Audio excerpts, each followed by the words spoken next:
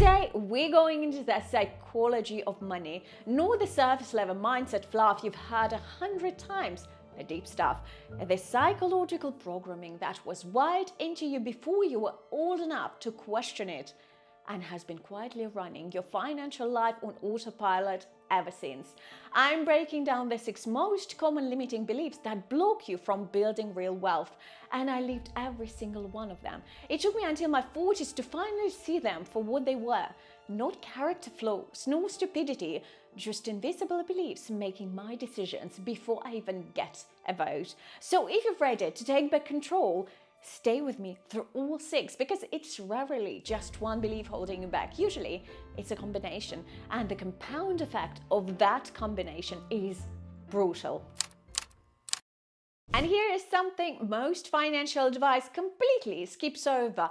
Every single money decision you make, what you charge for your work, how you feel about spending, whether you feel guilty when you buy something nice for you, is being controlled by a script you didn't write. Financial psychologists have identified 4 types of money scripts, and they formed in childhood long before you understood what money even was. Forged in offhand comments, in the way your parents talked about bills, in the silence around the dinner table when times were tight.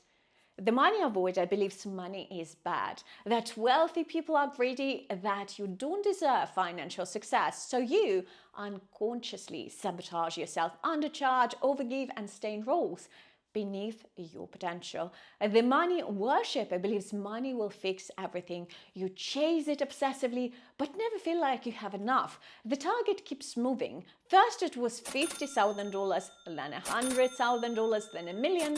Happiness is always just over the next income milestone. The money status type ties their self-worth to their net worth. You overspend to look wealthy, hide debt from your partner, and feel physically anxious when someone else appears to be doing better than you. And then there's the money vigilant, my type. The chronic saver, always anxious about the future, even when the numbers say you're fine.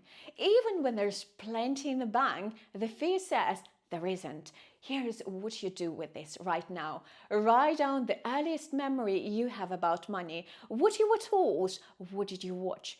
Right there, that's your script. Now rewrite it. Mine became, money is a tool that gives me freedom and the ability to help more people. Simple, but it rewired everything for me. Now, I've mentioned it multiple times in my other videos, but you need to learn it. Your mind has a thermostat for income. Whatever figure you've decided, consciously or unconsciously, is the maximum you deserve. That is your wealth ceiling, and your subconscious will do everything in its power to keep you there. I was stuck at the same income level for years, and every time I got close to breakthrough, I'd self-sabotage. A big opportunity would show up and I suddenly got too busy. A client would offer to pay more and I took them down. I thought I was being humble, but I was actually terrified, because somewhere deep down, I'd decided that level of success wasn't meant for me. Your exercise, write the words, I'm the kind of person, and finish that sentence honestly about your current relationship with money. No filters, no softening it. Then draw a line below it, right? I'm the kind of person who builds and manages wealth with ease. You don't have to feel it yet. You just have to write it now. And if you think the wealth ceiling is confronting, belief 3 completely changed how I see every purchase I make, every single one. And once you hear it, you will never look at your bank statement the same way again. Robert Kiyosaki got a lot wrong, trust me, but this he got right. The rich buy assets. The middle class buys liabilities while convincing themselves they're assets. An asset puts money in your pocket. A liability takes money out. And most people are spending most of their income on liabilities they told themselves are investments. Your car, liability. Insurance, fuel, depreciation, it costs you every single month without exception. Your home, the one you live in, actually a liability. I know that's controversial, but until it's generating income, it's taking money out, not putting it in. The designer bag, losing value every year, liability. But a skill that increases your income, asset. A digital product that sells while you sleep, asset. A course that earns you back 10 times what it cost within 6 months. That's the most powerful asset most women in their 40s will ever own, because it's built from what they already know. And here is what changed everything for me. I started filtering every purchase through 2 questions. Does this put money in my pocket, or does it take money out? Do this today. Look at your last 10 purchases, write asset and liability next to each other. The bottom will tell you everything you need to know. But here's what I want you to understand. Even when you know this, even when you can see exactly what's a liability, there is a psychological force that will still make you choose it. And it's not weakness, it's your brain, and belief 4 will tell you why. Do you know that your brain was built for scarcity? Thousands of years of evolution wired you to protect what you have, hoard resources, and treat every opportunity as a potential threat. That was brilliant for survival, but it is catastrophic for the wealth mindset. The scarcity brain says, there is never enough. If she has more, I have less. I cannot afford to invest. I cannot afford to risk. And here is what's frightening. It literally shrinks your cognitive bandwidth.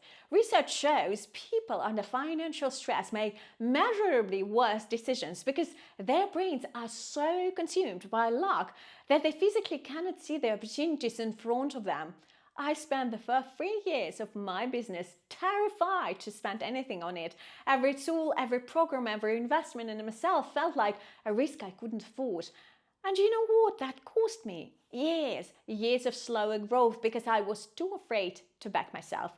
Then I invested in coaching at a moment when it felt financially reckless, and that one decision changed the trajectory of everything for me. Money is not a finite resource. It's not a pie where someone else's slice makes yours smaller. The abundant mindset says there is always more to create. And the moment you start living that truth, you start seeing opportunities you were too afraid to notice before. But I have to tell you something. Belief 5 is the one that made me genuinely stop and sit with myself for a long time, because I realized I've been doing it for years and calling it caution, calling it responsibility, when really it was costing me more than any bad investment ever had.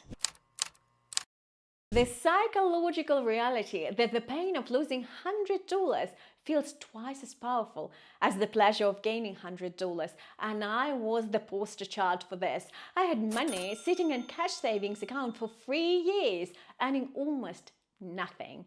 And logically, I knew that inflation was quietly consuming my purchasing power every single month. But every time I thought about moving it, the fear of what if I lose it was so overwhelmingly strong, it physically stopped me from acting. I told myself I was being careful. I told myself I was protecting my family. But the truth is, I was losing money slowly, safely, completely avoidably. I just couldn't feel it because the number in my statement wasn't going down.